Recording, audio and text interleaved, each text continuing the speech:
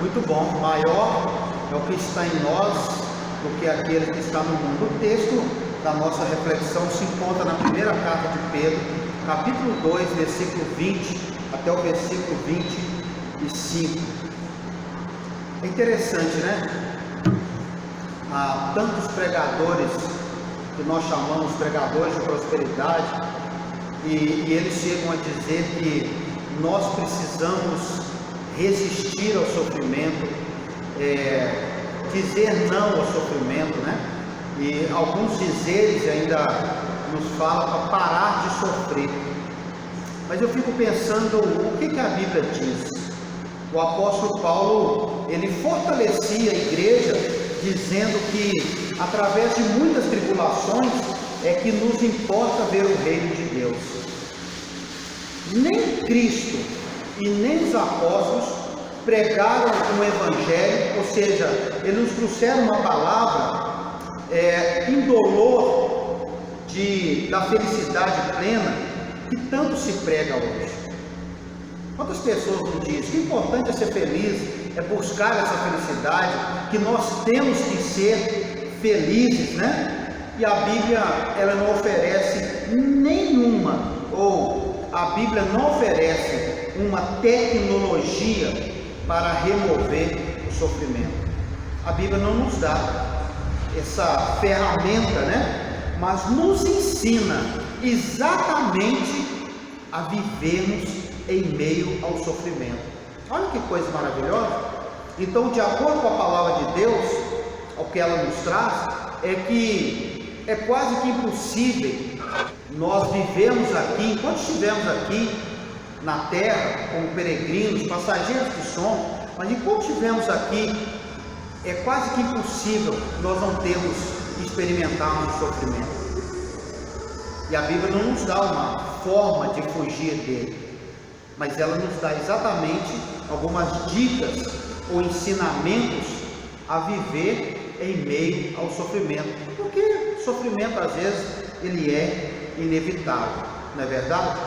Vamos ver como a Bíblia nos ajuda então a enfrentar esse sofrimento e como que ele foi tratado lá na cruz, levando-nos a pensar até nesse título que eu coloquei aqui, o sofrer vitorioso, ou como você queira, o sofrer que nos conduz à vitória.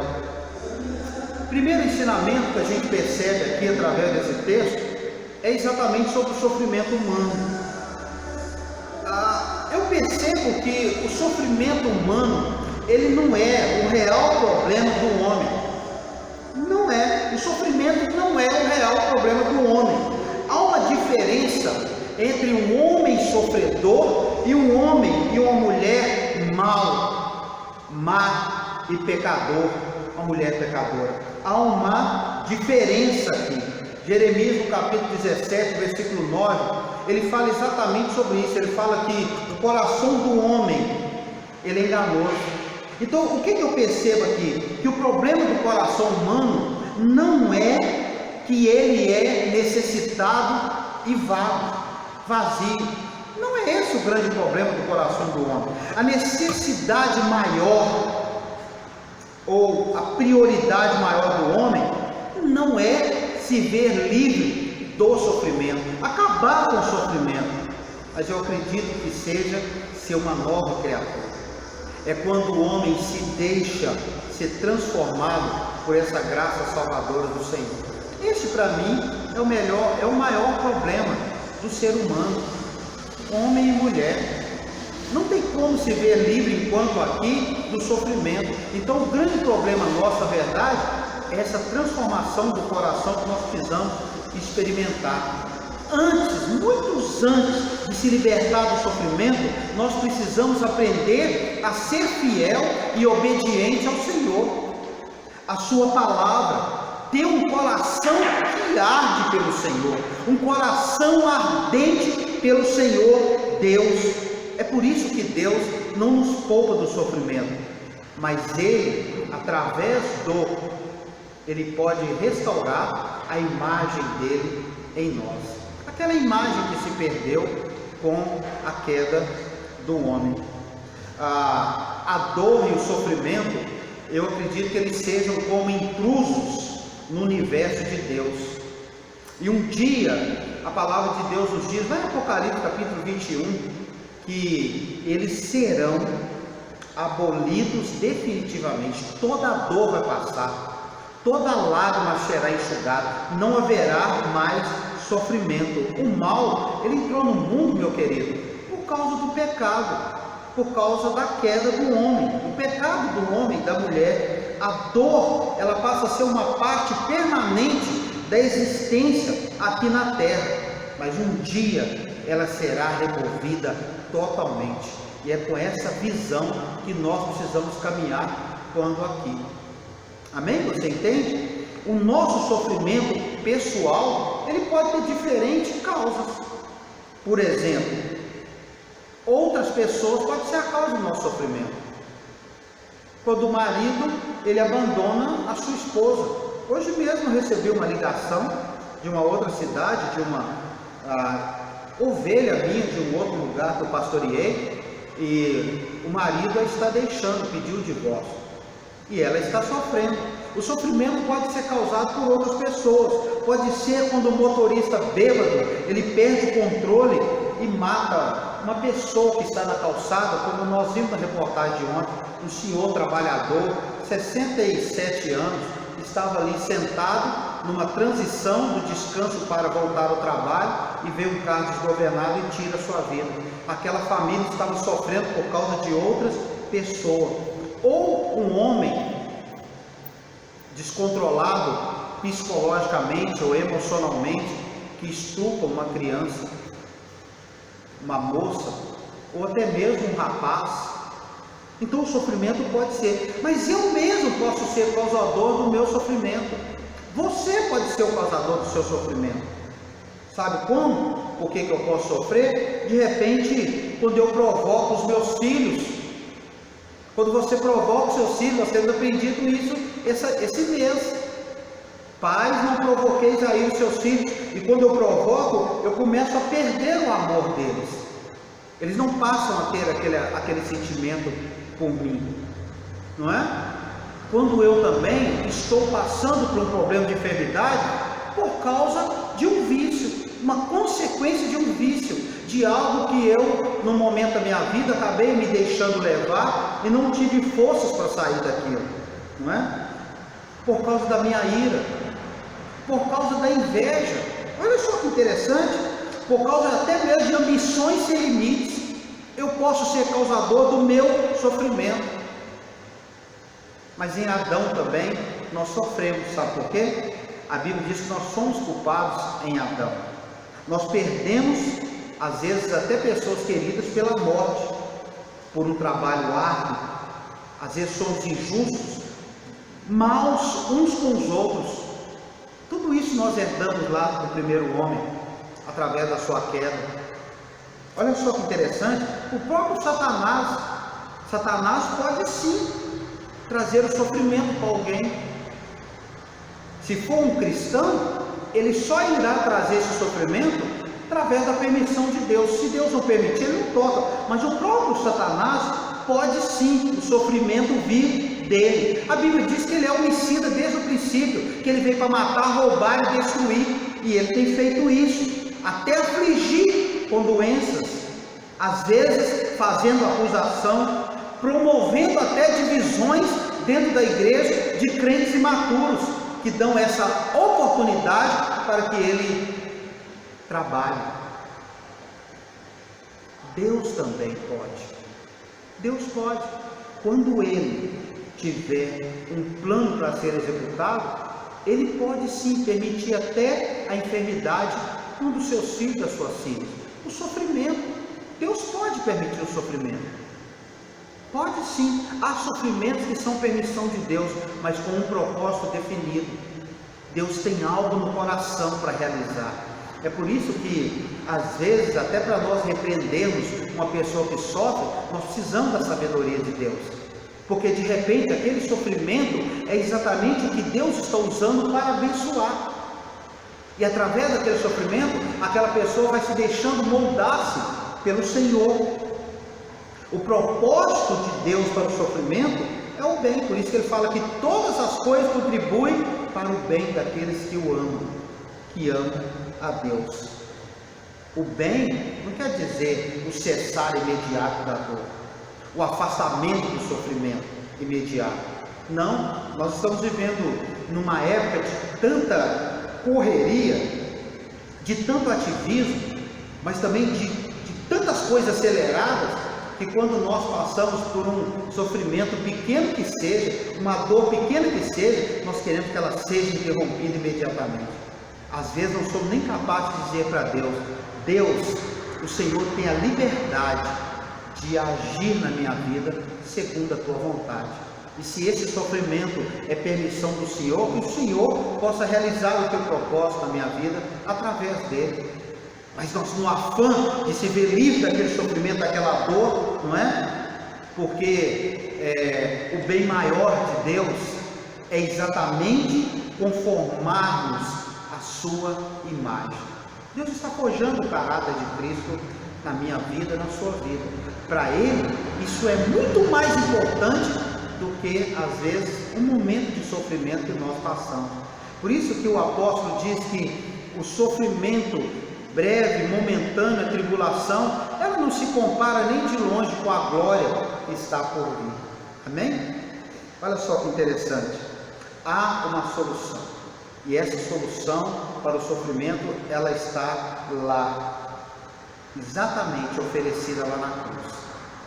Deus nos oferece a solução para o sofrimento lá na cruz. Aí você pode me perguntar: mas espera aí, pastor, qual é a relação entre a cruz de Cristo e o meu sofrimento, os nossos sofrimentos? Como que a cruz nos fala da dor? Você já parou para perceber nisso? Primeiro, numa perseverante paciência.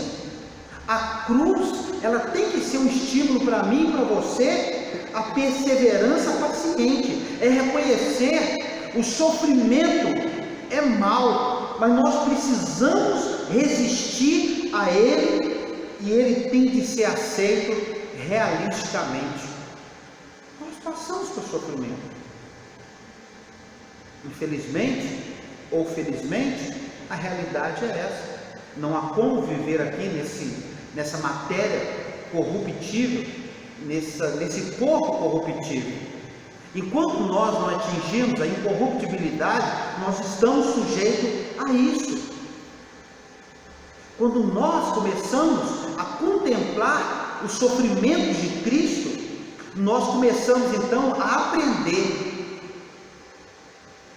com paciência, suportar a dor não merecida e até mesmo sem reclamar.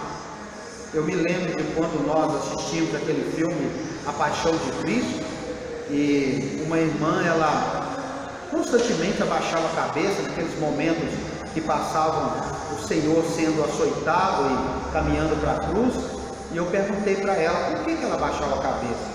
E ela disse: eu não suporto ver isso. Eu falei: não, mas eu queria que a senhora não fizesse isso, que a senhora contemplasse, porque esse filme, ele só retrata um pouco, ele não é a realidade. O Senhor sofreu muito mais do que esse filme retrata.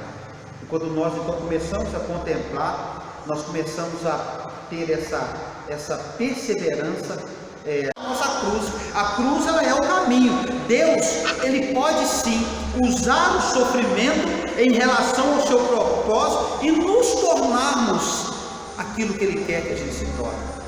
E é interessante que ele usa pelo menos 3 imagens. O pai que corrige o filho. O pai não corrige o filho para levá-lo à morte. Um pai corrige o filho com amor, porque ele pensa no melhor para ele. Ele está pensando naquilo que ele vai viver. E aquela correção, aquela disciplina vai contribuir sim para o crescimento dele. Uma outra imagem que ele usa é do ourives refinando o ouro. Quando o ourives faz com que o ouro passa pelo fogo, pelo refinamento, ele vai sair de lá mais puro. O fogo ali, o ourives usando fogo no ouro, ele tira as impurezas. E uma outra figura é o lavrador que poda a vinha.